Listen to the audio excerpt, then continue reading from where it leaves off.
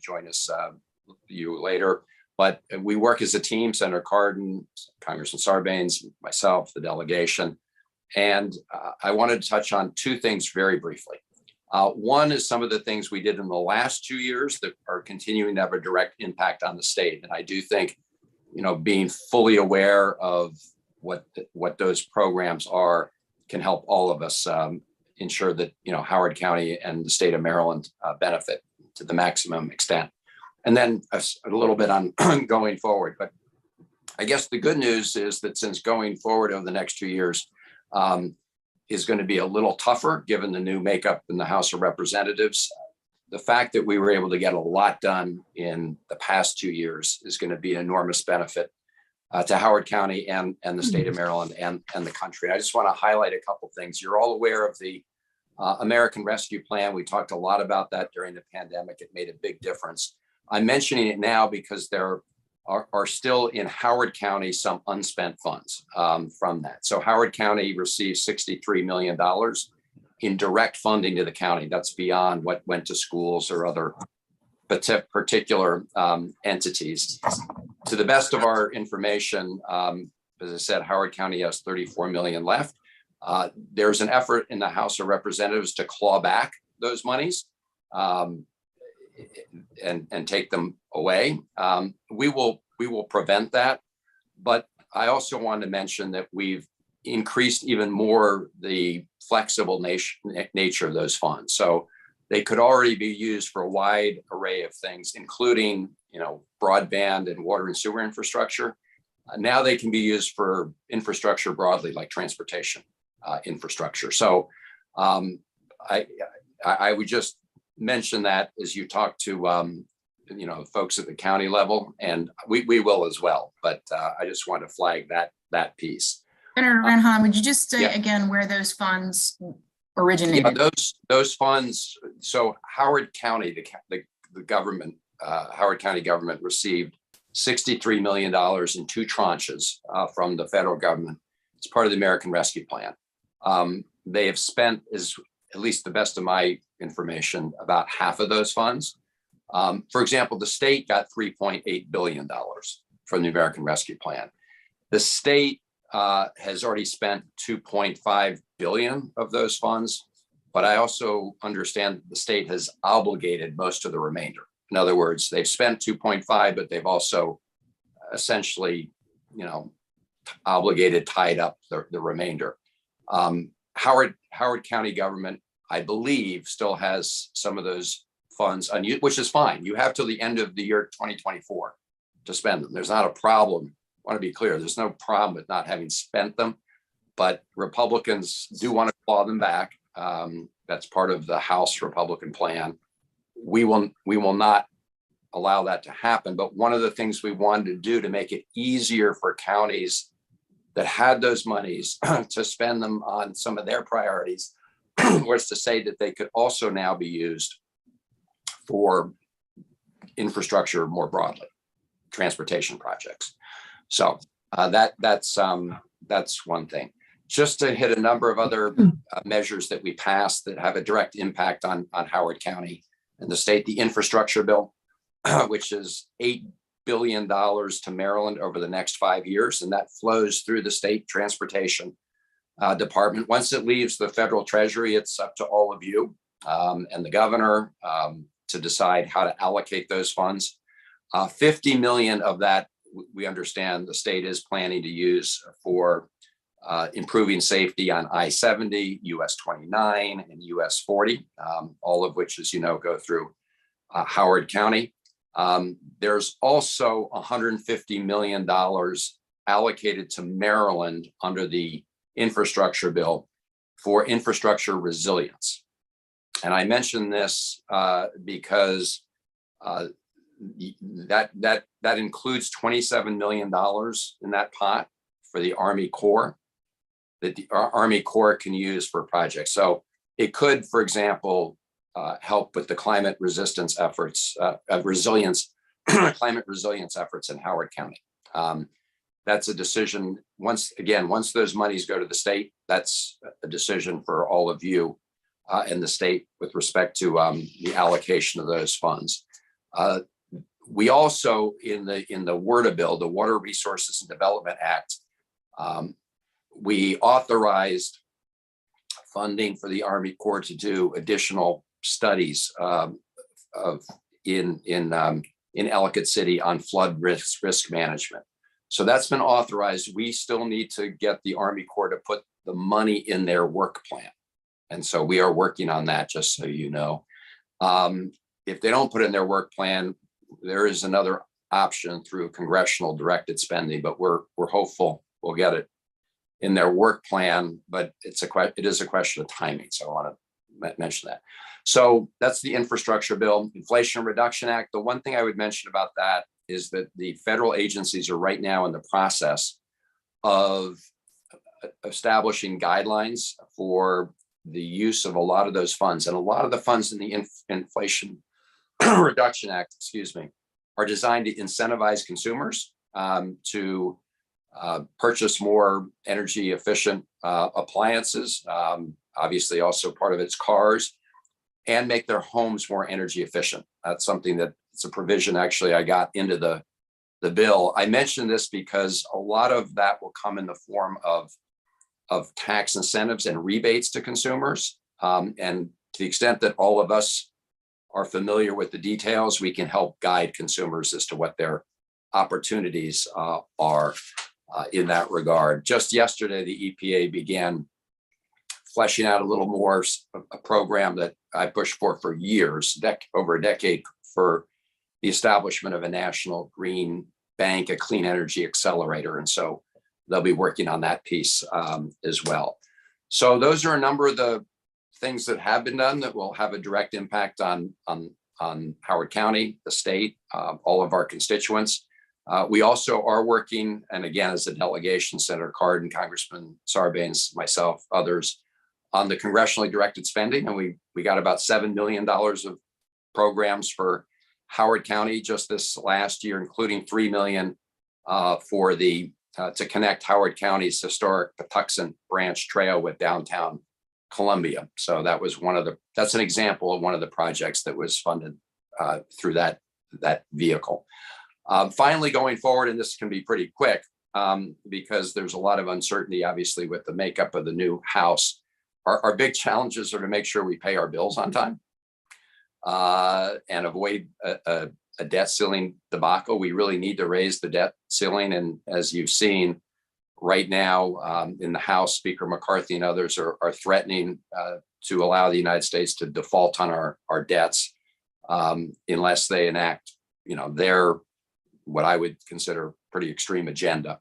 And then there's going to be the question of keeping the government open at the end of this fiscal year. And unfortunately, we're probably going to revisit the drama of threatened government shutdowns and things like that. So all of that is on the horizon. We hope to avoid it, but we are finally pushing forward on a number of things in the Senate on a bipartisan basis wherever we can. So let me stop there. Happy to. Thank you. Well, no, we appreciate that. That was a really helpful rundown, and looks like we want to be sure that all of the money that's been allocated to Howard County is definitely spent. We have a lot of needs, and we have some questions. I know you have a hard stop in about 10 minutes or so. Is that right? Yep, but I'm good until then. Can so you hear we'll me? Go ahead and start with Senator Hester. Yes, can you guys hear me? You were going in and out for a second, at least on my audio. All right, Senator Hester, you have a question? Yeah, go ahead. Thank you, Madam Chair, and thank you for being here, Senator. I put my question in the chat also, but the $27 million that's allowable for resilience, which state agency has that? Is that Department of Emergency Management? I guess I just like some additional details about the allowable uses. For example, is it only capital projects? Can it be used for design? Could it be used for the Resilient Maryland Revolving Loan Fund? I just want to make sure we make the best use of that money possible. Sure. Are you referring to what I mentioned as part of the infrastructure resilience, 150 million to Maryland? So I'm okay. Not sure anymore. I'm sorry. Okay, so there are two things I mentioned. One was to Howard County government, that went under the Uh-huh. American Rescue Plan. There are I think it some was the second one. unspent monies. Okay. The second one is as part of the infrastructure modernization bill. Maryland is going to get streams of money in different categories, roads and bridges, transit. One of those categories is for infrastructure resilience specifically there's 150 million for that purpose.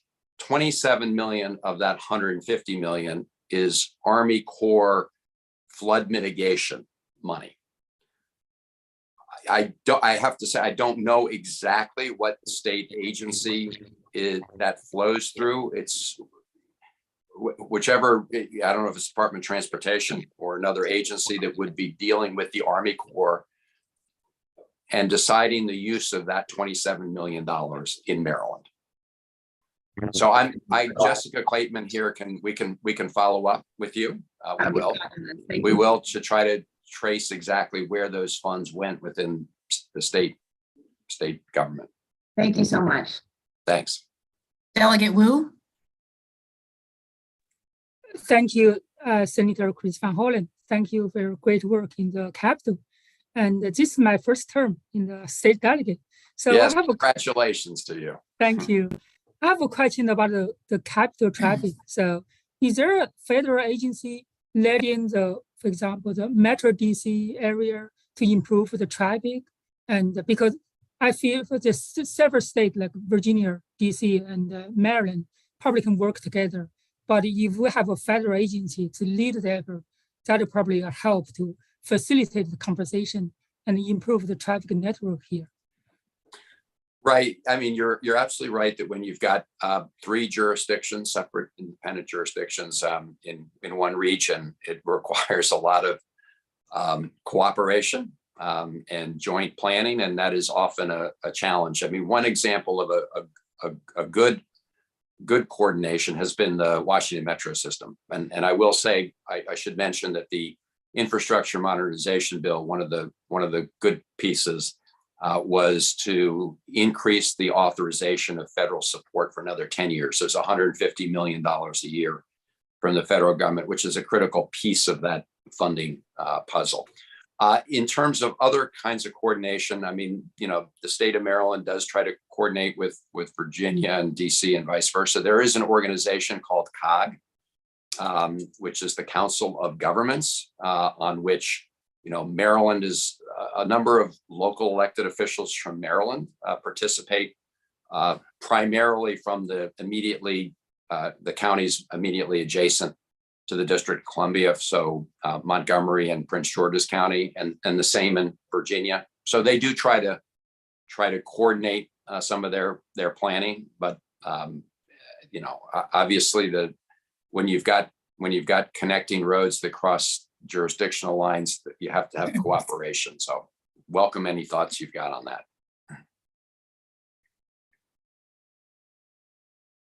Is that your question? I want to make sure I answered your question. Yeah, thank you. Thank you. I will connect with your office. Okay. Delegate Traza? Thank you. And thank you, Senator, for being here. I really appreciate this and all the work that you guys are doing for us. We're truly blessed. I wanted to ask about I think you said there was $34 million still left in direct funds to Howard County through the American Rescue Plan. Did I understand that? That's our understanding.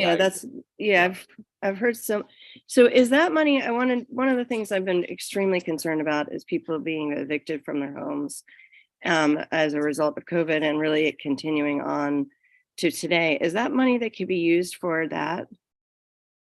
So Delegate Terraza, it's good to be with you.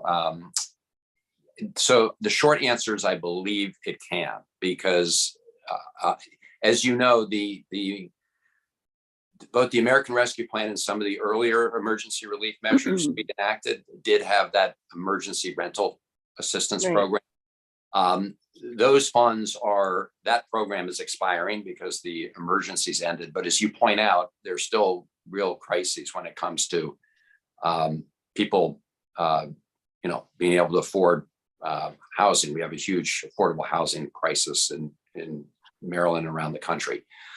So I'm pretty, those were flexible. So the direct funding for that program is expired, but these monies were intended to help counties deal with all the impacts of COVID. And so I see no reason why Howard County could not choose to spend these money for that purpose. Again, I'll have Jessica follow up just to confirm that.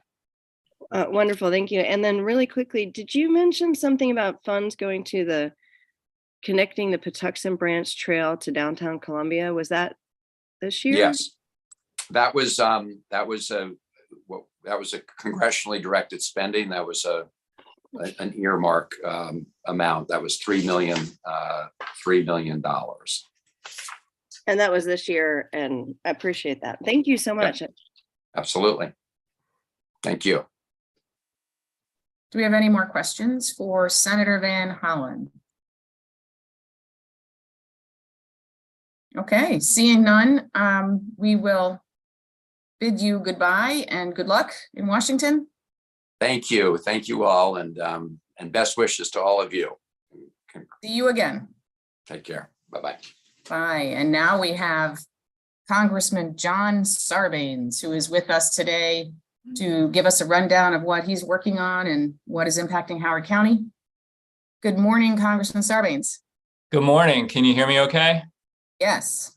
Awesome. Well, I had Senator Van Hollen very nicely got in front of me here to talk about all of the federal investments that have been flowing to Maryland, will continue to flow. And I'm not going to try to repeat all that because he did an excellent job in giving you an overview. I did just want to mention again, there's four major pieces of legislation that we were able to pass over the last 2 years.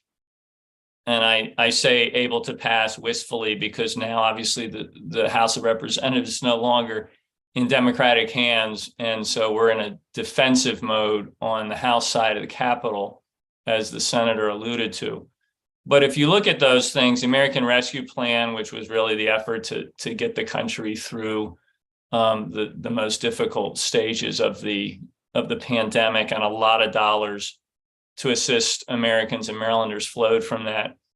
The Infrastructure Investment and Jobs Act, which is the major infrastructure upgrade that we've done for the first time in decades. And those dollars will continue to make a huge impact across the country, and certainly in Maryland. And understanding what that means for Howard County and for the state of Maryland is something that Senator Van Hollen spoke about, but we can continue to stay focused on that to make sure that all of the dollars that are coming to Howard County constituents, our mutual constituents, are being maximized.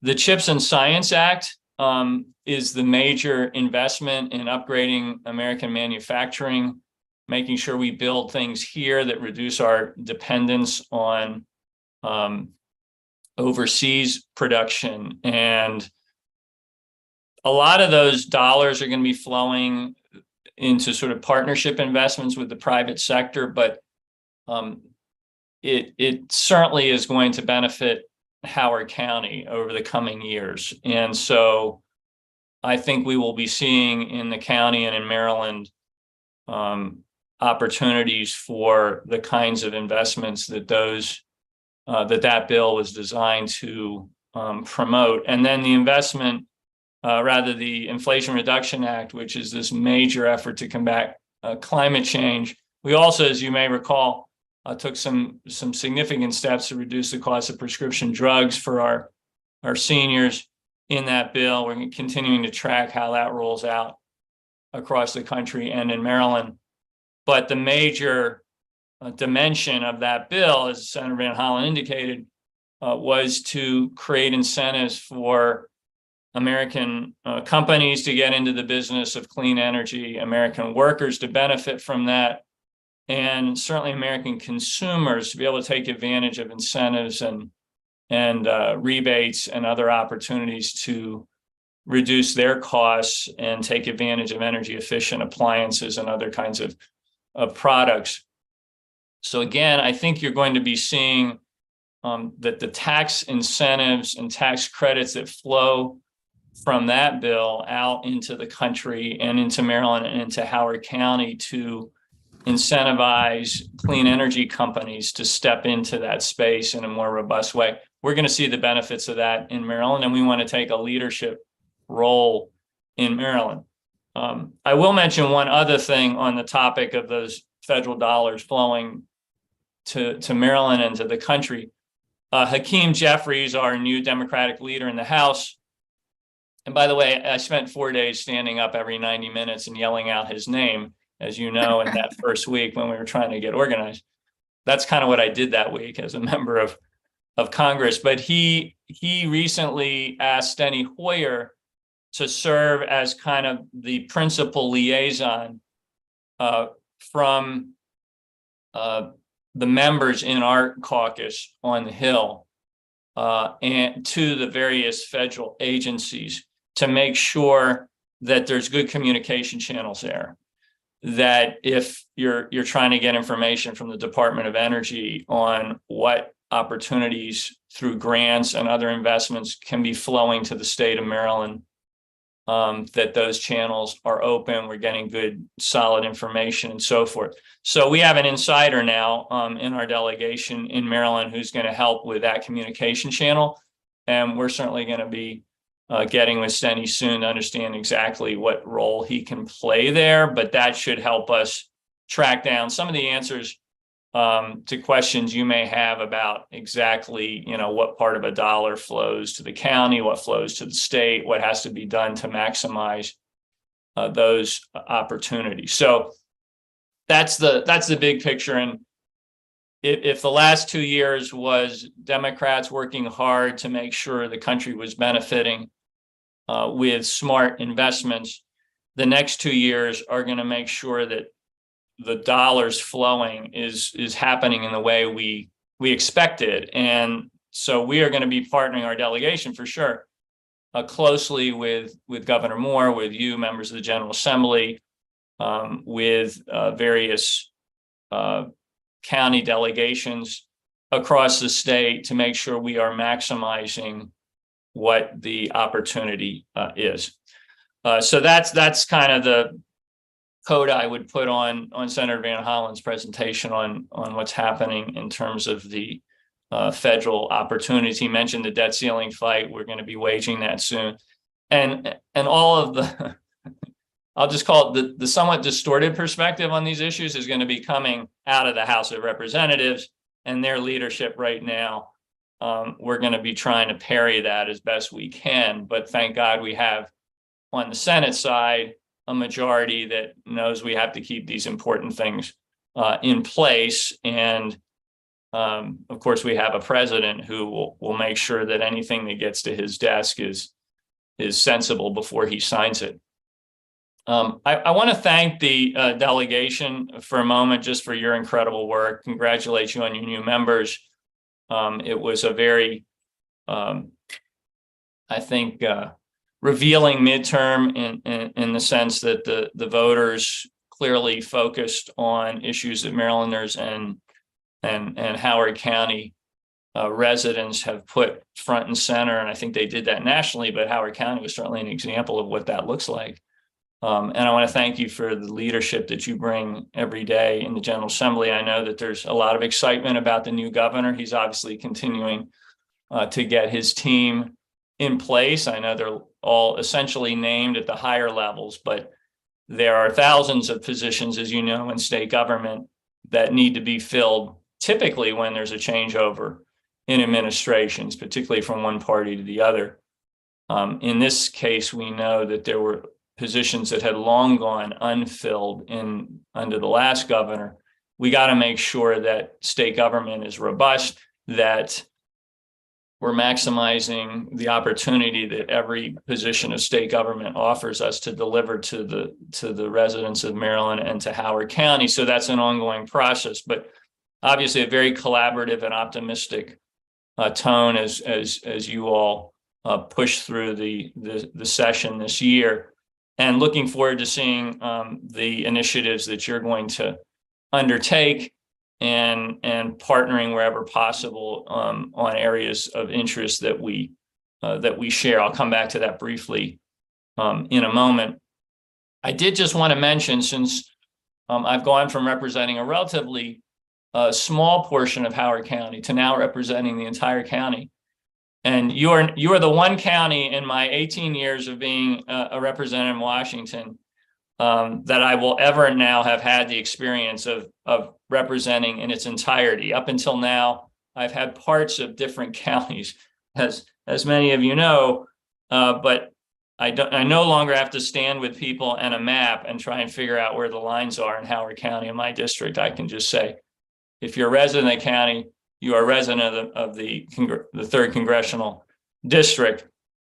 I just want to let you know, hopefully some of you got this, but we sent out at the beginning of the session about 2 weeks ago a new constituent services guide to pretty much every household in the new 3rd Congressional District. So your constituents and mine will all have received that. It's really just focused on how people can access the services that we offer as a member of Congress.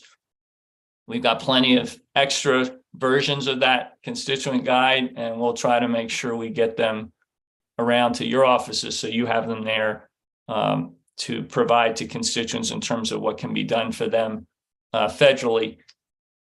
In addition, last week we did the first telephone town hall. I like to do these on a regular basis. We usually do 3 or 4 of those a year. We called about 115,000 Marylanders in the 3rd Congressional District, including obviously many people in Howard County. I think we got about 10,000 people on the line. It's a great opportunity just to connect with people. Some people that they're getting that opportunity with my office for the first time because we haven't represented them before, but that's an ongoing thing we do to make sure we're staying in touch with constituents. And then the other thing is we have our main office now is located in Howard County at 6751 Columbia Gateway, which is that government building that you're all familiar with. We're fully moved in there. And so Howard County residents will have easy access to our services there. And again, all that information was provided in the constituent services guide. I've always put at the top of my list, I know Senator Van Hollen and Senator Carr and every member of our delegation does this, the collaboration between our offices and your offices and the offices of County Executive Ball and members of the County Council and so forth when it comes to serving our constituents.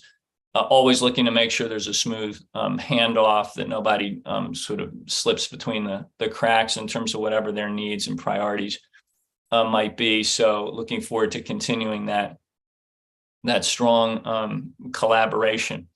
I do want to salute you for some of the things you've already you're already pursuing in Annapolis. I know there's an effort to expand on the public financing commitment that Howard County has made over the last few years and extend that into Board of Education races. I think you're experimenting with ranked choice voting there as well. I know there's a lot of other important initiatives that you're taking up. And again, when we have common areas of interest, by all means, please reach out, and I'll feel free to do the same to make sure that where we can collaborate on these things, we are maximizing that opportunity.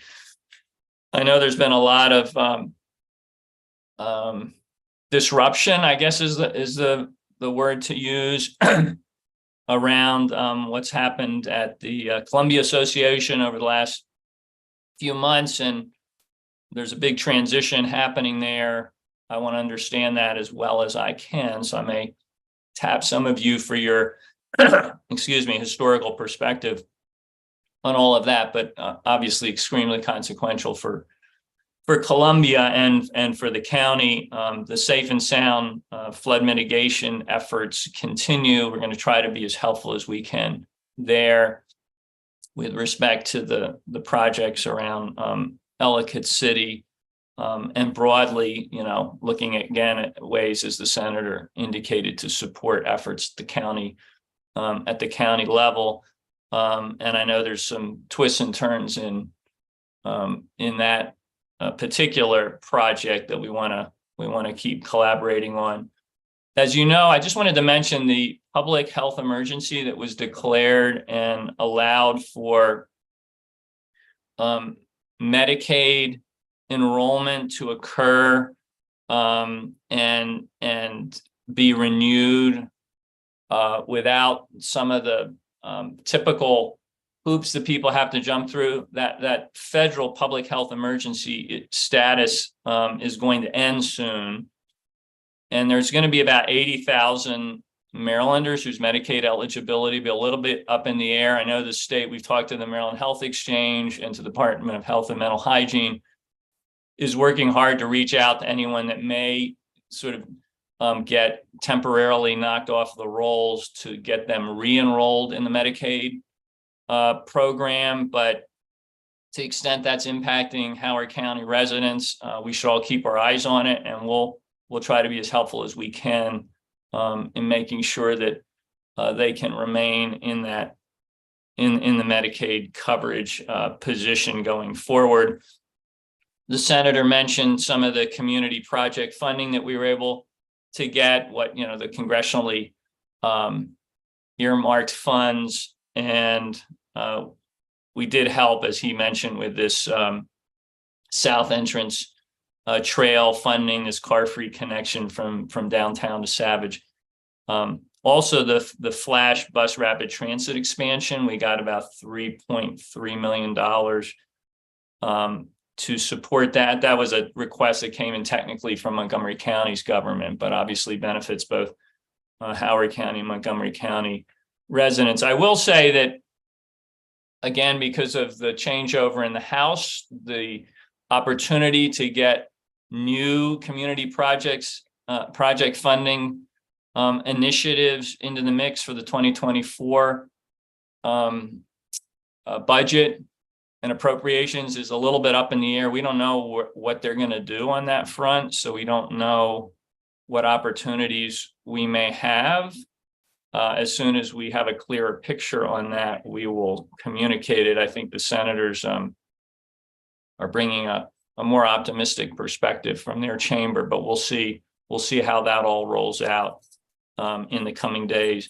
And then the last thing I just wanted to touch on is some of the areas of focus that I'm bringing some particular attention to, again, in case there's common interest here and we can work on them. I did want to first say that Senator Van Hollen and I have been working on something called the Chesapeake National Recreation Area, which is to elevate our attention, focus, and support for the Chesapeake Bay within the National Park Service. So we want to create a national recreation area. There's about 20 of these around the country. It's a way to knit together different sites to, again, promote awareness and access to the Chesapeake Bay. And we think we may be able to get that done even with a Republican House of Representatives. We're going to look for opportunities to do it, but we have support from our Republican colleagues in Virginia and a couple other places that should help us with that. I continue to put a lot of energy behind getting young people outdoors as part of their education. And frankly, more broadly, in terms of the benefits it offers in physical and mental health, there's a lot of research that shows now that when you connect kids to nature, it has a tremendous impact in terms of reducing their stress and finding ways and collaborating with Howard County, great organizations like the Howard County Conservancy and so forth, to kind of be creative there. I think that's a terrific opportunity as well. I'm focused very much on the PFAS chemical scourge that we learn more and more about every single day, and we're going to be trying to undertake some efforts, hopefully again on a bipartisan basis in Washington, to address that. And then there's other efforts that we are undertaking, whether it's in the health arena, looking at the healthcare workforce. There's big shortages there in Howard County.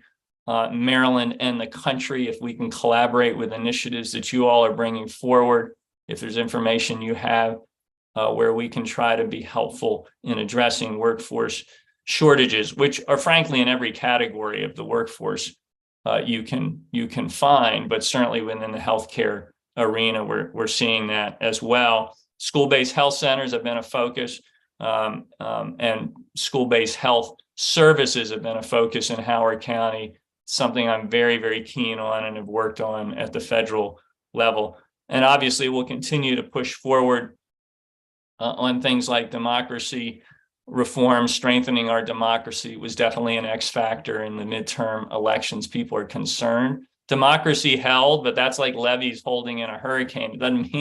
It doesn't mean the supports are strong and lasting. We have to keep investing in those and highlighting those, and we certainly will. One last thing, public service loan forgiveness, and loan forgiveness generally is an issue that I've spent a lot of time on in my years in Congress, and will continue to do so going forward. So if you have interest in that area, by all means, let me know. I will stop there. Courtney, thank you very much for the opportunity to join you all today. I hope the Van Hollen-Sarbanes presentation was of some value. If there's any questions, I'd love to take them now. It's always a value, and we appreciate you taking the time to be with us. We have a question from Delegate Terraza. I think. Thank you. Yep. Yeah. Can you hear me? Yes. Yep. Uh-oh. Can you hear me now? Yes. Oh, good. Yes. Okay. Thank you, Congressman Sarbanes. I really appreciate your being here, and we're so fortunate to have you representing all of Howard County now. Especially since I was in that area where you were always looking at a map, but no, we're very fortunate to have you across the county. And I wanted to thank you for your leadership on the citizen election funds. And I'm so glad we are moving forward with that on, school board elections, and also appreciate you mentioning ranked choice voting. That didn't pass the delegation this year, but I'm hopeful with the delegation will be able to get some more information about how that's working elsewhere. And be able to move it forward in the coming years. So I really appreciate your leadership on those issues. And then a quick question about your town halls, which I think have been really awesome. I love that. Are you calling just home phones or cell phones as well? Just because so many of our constituents are now on cell phones, and me personally, I don't remember getting a call from you since I switched to no home phone. I can, of course, get your number anytime, but.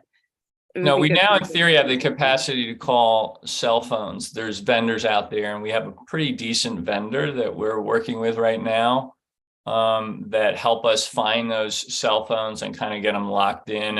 And then every time we do a town hall, they go through and make sure they've scrubbed the list as carefully as they can. So hopefully you will find your way into that universe, because there's been a huge transition. Obviously, if we could only call people on home phones, we'd be hitting a relatively small percentage of the universe out there. But when we transition from one district to the next, there's a lot of sort of cleaning up of lists that have to be done. So we're hoping as we roll these out over the course of the year that we'll touch as many people as we possibly can. So just quick follow up on that. Again, I think those are great opportunities for people to hear from you. If constituents are interested in being part of those, can they be added, or it's just use? No, you can sign up at our website to participate in those telephone town halls. I mean, in theory, if you lived in Florida, you could do that.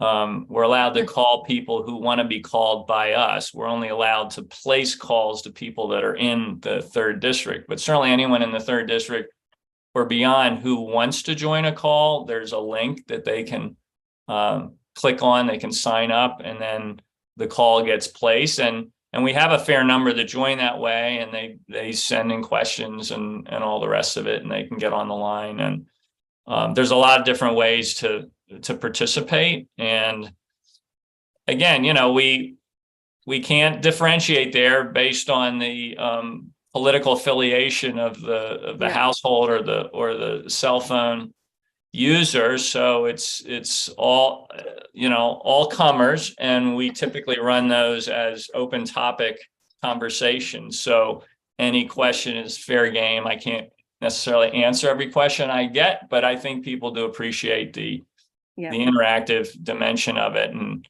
so we'll continue to do those for sure. Thank you. All right, I don't see any other questions, and we do have one quick presentation from the state that we need to get to. So Congressman Sarbanes, we want to thank you very much. Does anyone have any last words for Congressman Sarbanes? Okay. You Last are words, that released. sounds ominous. Hopefully not last rites. Okay, thank you, Courtney and everybody. Look forward to seeing you out on the trail. Take care. Yes, thank you. Thank you for joining us. And next we have a Department of Legislative Services briefing on state aid to Howard County. And with us, we have Valerie Monroe. Valerie, and we also have Hiram Birch. Yes. And we All also right, have Arnold Adja. Who is going first? It will be me. I'm Hiram Birch, and we're going to give you an update on state funding to Howard County, and we're going to go quickly through this presentation document that's called the Overview of State Aid to Local Governments. So Arnold, we move to page 4.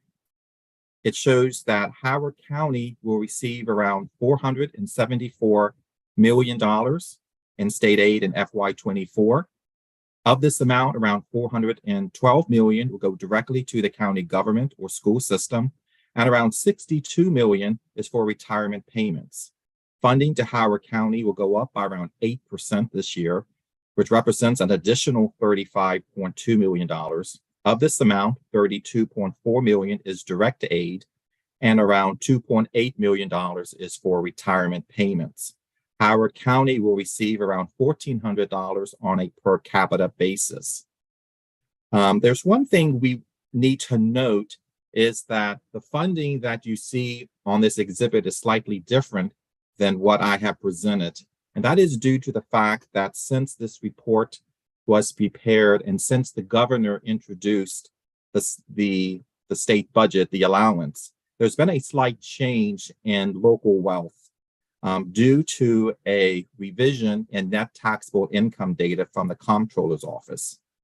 Each year, the Comptroller's Office prepares a report that includes net taxable income for tax returns filed by November 1st. And that information is used to help compute state funding, primarily to education aid programs and also to the disparity grant program. Around 70% of state aid is based on local wealth, which is measured by local property and the income tax base. Due to the delay in processing tax returns in tax year 2021, the Comptroller's Office had to release an updated report in January that included a more complete measure of the local income tax base.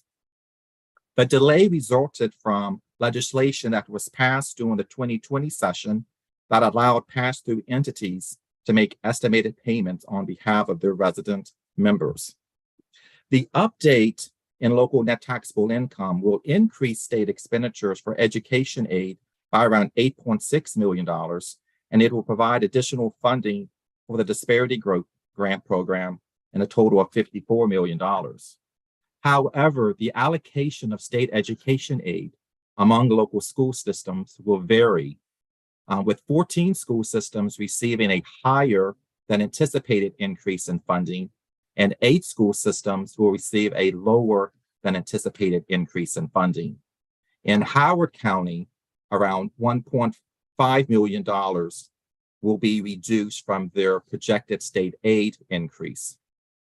So in Howard County, the school system will still receive an additional $26.3 million, and their state aid will still be going up by 7.9%.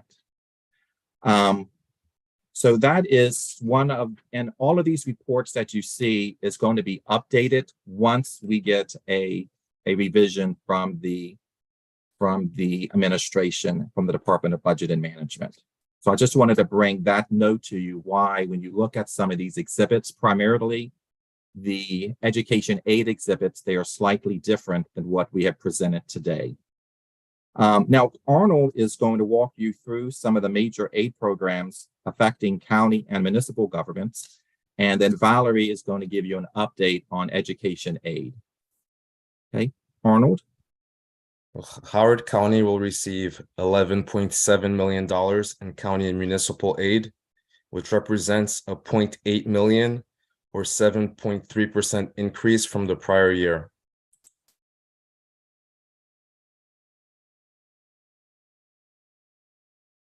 The county will receive $5 million in funding under the existing police aid formula. The majority of funding under the police aid formula is based on population density, and more urbanized jurisdictions with a higher population density receive a higher per capita grant amount. A small component of the formula targets funding to municipalities based on the number of sworn officers. And since fiscal 2004, local governments must reimburse the state for 30% of the state police crime lab costs, which will total $5.7 million in fiscal 2024. The reimbursements are based on local crime rates and local wealth. The Howard County share of these costs will total $342,000 in fiscal 2024. And the local reimbursement is deducted from each jurisdiction's police aid amount. State funding also includes $0.7 million in enhanced funding based on the number of violent crime offenses occurring within the county. Howard County will receive $625,000 in fire and rescue aid, and each county's funding is based on their share of property tax accounts relative to the statewide total. Each county is guaranteed a minimum 2% share of total funds, which is around $300,000. Howard County will receive $6 million in local health grants in fiscal 2024. And statewide local health departments will receive $115.8 million, which represents a 14.5 million or 14.3% increase from the prior year. Now moving to transportation aid, the state provides capital transportation grants to local governments based on the amount of revenue allocated to the gasoline and motor vehicle revenue account. This funding is allocated to local governments through the Local Highway User Revenues Program. Legislation from the 2022 session increased the local share of highway user revenues beginning in fiscal 2024, whereby state funding to local governments is based on 15.6% of total GMVRA revenues. Of this amount, 60.9% goes to Baltimore City, 23.7% goes to county governments, 15.4% goes to municipalities.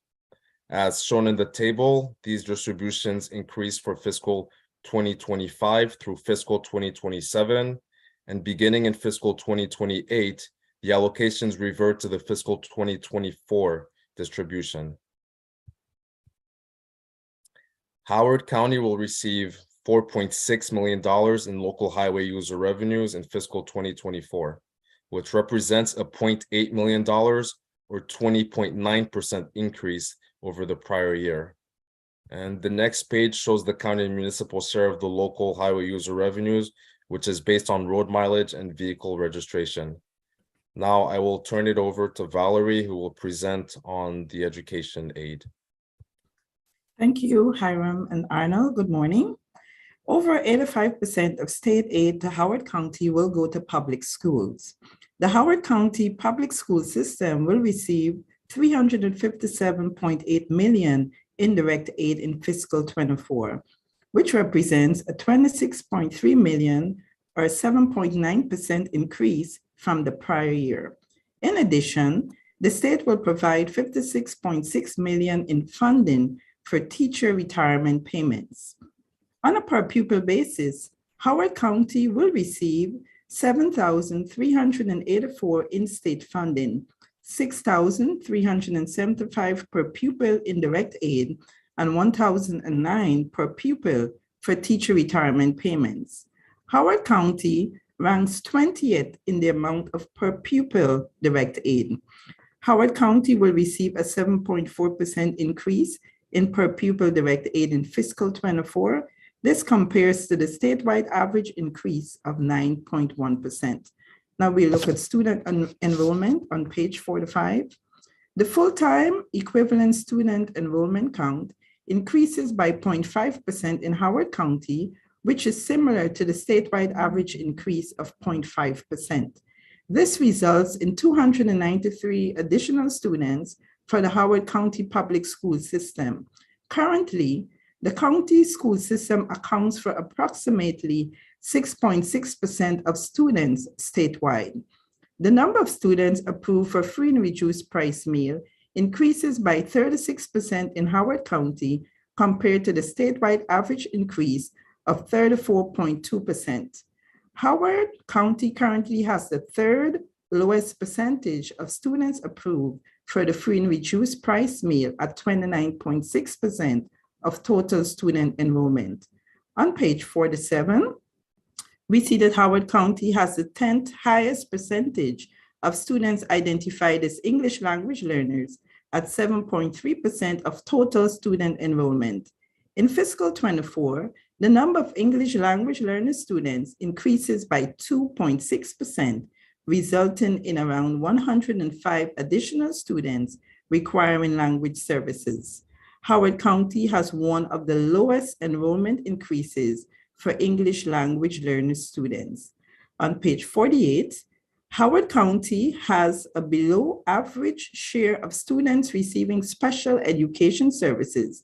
In fiscal 24, the number of students receiving special education services accounts for 11.6% of total enrollment compared to the statewide average of 13.3%.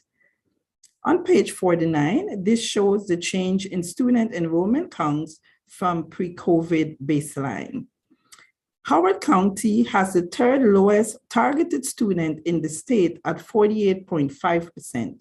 This index adds together the percent share of full-time equivalent students who are approved for the free and reduced price meal, English language learners, and special education services. The targeted student index ranges from 38.6% in Calvert County to 118.5% in Baltimore City, with a statewide average at 76.6%. On page 50, we see that the statewide public school enrollment represents 13.8% of the total state population.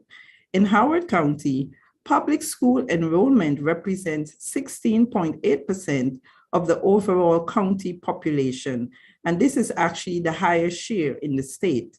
In comparison, Kent County has the lowest share, with public school enrollment accounting for 8.6% of the total county population. I will now turn it back over to Arnold, who will give you a virtual walkthrough of our website. Thank you. Thanks, Valerie. I want to quickly walk you through our website to show you how you can access all of our state aid resources. And starting from the Maryland General Assembly website, you will click on the Legislative Services hyperlink located to the top right corner. And once on our main page, you will click on the Budget tab, followed by the State Aid to Local Government subtab. And towards the right of the page, we provide a little snapshot of the fiscal 2024 allowance. And once the numbers are updated, we will update this chart to reflect the allowance, the appropriation. To the left, you will find all of our state aid resources broken down into sections. Under the state aid reports, you have access to our two-year charts by government entity. In the two-year charts by program, you can access the state aid programs by programs. The first couple of pages are devoted to the statewide figures, and then we provide county-specific information below. We also prepare some state aid data dashboards. Our first one is the one that you'll find on our main page, which is the annual change in state aid from fiscal 2015 to fiscal 2024. Below that, we have a pie chart showing the share of state aid increase by program. And then we also created some maps. The first one showing the per capita state aid and the annual percent change. Under session reports, you will find the full report of overview of state aid to local governments, which we just presented. And we also prepare some local delegation briefing documents. And once the numbers have been updated, we will upload those and you'll find them under this dropdown.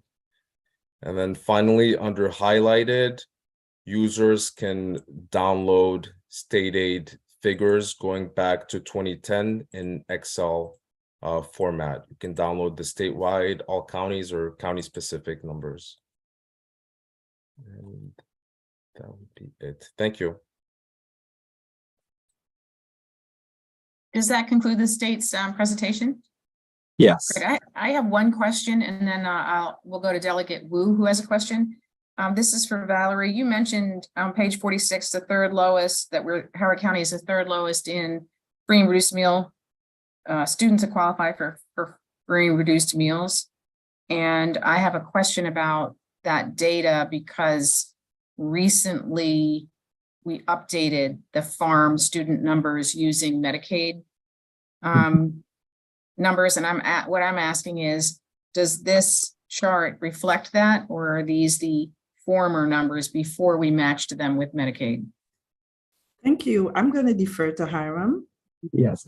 Yes. The numbers you see on that exhibit does reflect the new approach in identifying farm student, which is the matching student enrollment with Medicaid enrollment. Arnold, if you could put that screen back on that deals with the farm student population. You can see that for many jurisdictions had a very significant increase in their farm count. You can see that in Carroll County, they have an 86% increase and 81% in Queen Anne's. And Howard County has a 36% increase. So in those jurisdictions, there were a big increase, not because that more students were eligible for farms. It was due to the different approach in identifying the students. You can see like Baltimore City, Wicomico, and Somerset had a very small increase, and that is due to the fact that most of their students were already qualified for farms prior to this new approach. So that is why you're seeing for this year a significant increase in most jurisdictions and their number of farm students. And this is one of the main reasons why state aid is going up at a very high rate this year. Around 43% of the increase in state aid for FY24 is due to the increase in funding under the compensatory aid program. That program statewide is going up by around $400 million, which counts for a little bit less than half of the state aid increase. And the comp aid increase for Howard County is going up by around $14 million, and it accounts for around 40% of the state increase for Howard County. So this one change is what's really having a big impact on state aid this year. That's right. So that chart is very useful, and it shows that we're the third lowest, but we still have almost 30% of students qualify for free and reduced meal in Howard County. And prior to this, it was something around close to maybe 22, 23%. So it has gone up quite a bit. There are only two counties which have a lower percentage, which is Carroll and Calvert. So yeah, that's what we call a budget buster for sure. But Right. It's good that we have found these students that were previously under the radar. Correct. And we do want to highlight the fact that this does not reflect that there are more and a downturn in the income status of students' families. These are just additional students we have picked up due to this additional approach to identify farm student. So this is a more complete picture of the situation in jurisdictions. Because I just want to make this point for any of the delegates that did not follow this. Previously, we relied on families to submit forms to qualify for free and reduced lunch. So there are many families who didn't do that. And in particular, in the higher levels, like high school, a lot of families don't do it because of the stigma. So this is obviously a much better approach. And Delegate Wu, you have a question? Thank you, Madam Chair. So I have a question about the student enrollment number. If you go to your page 49,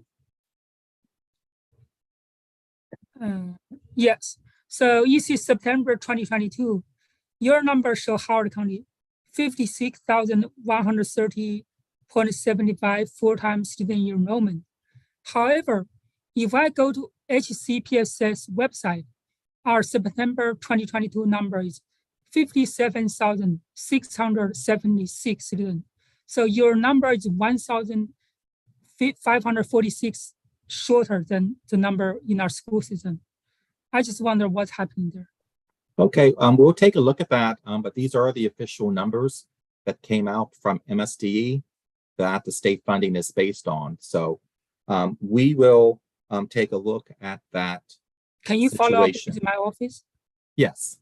Thank you. So is one of the answers to that possibly the different, or, I mean, are we all using the September 30th counts, which are typically what we use in the school system, but is the state also using the September 30th counts? Yes. That's the numbers you see here is based on September 30th enrollment count. Now, this is September 30th of the prior year. So if you look at, well, the funding will be September 30th, 2022 for FY 24 aid. So this is September 30th of this year. So we'll look into the numbers at the school system to find out what has happened. Sure, please follow up. Thank you. Yeah, but this is Madam- this is FTE student enrollment and not total student enrollment. So you got to make sure that the number that Howard County's not showing is in total student enrollment. But we'll look into those numbers and get back with you. good points. Thank you. Are there any other questions? This has been a very helpful presentation. I just wanted to clarify that Mr. Birch, when he follows up with Delegate Wu, will be giving all of us the information, right? Correct. Okay, Yes, if thank you send it to the Howard County delegation, we will make sure everyone gets it. And I do want to emphasize that once we get the updated state aid numbers from DBM, we will be updating this state aid overview report and the other reports that are on our website. So as soon as the numbers have been released by DBM, they will be updated very quickly, and we will let the delegation know, and we will be releasing you our speaking points for today's presentation based on the new numbers. So it should be coming out shortly. Very much. Any other questions? All right, well, we thank our Legislative Services Office for your very useful presentation, and to the state delegation members that are on the call, we currently do not have a meeting scheduled for the future of the session. Now that could change depending on what comes up, but right now we have completed our work and we may not be meeting again, but stay tuned to your calendars and we'll keep you posted. And thank you everyone for being on. Senator Lamb, I didn't even see you over there. Is there anything you'd like to add? No, I thought you were just gonna run the whole meeting. I think I did. Sorry about that. All right. No, not bad. Thank you Anyone all. have any questions? Okay, great. Thank you, everyone.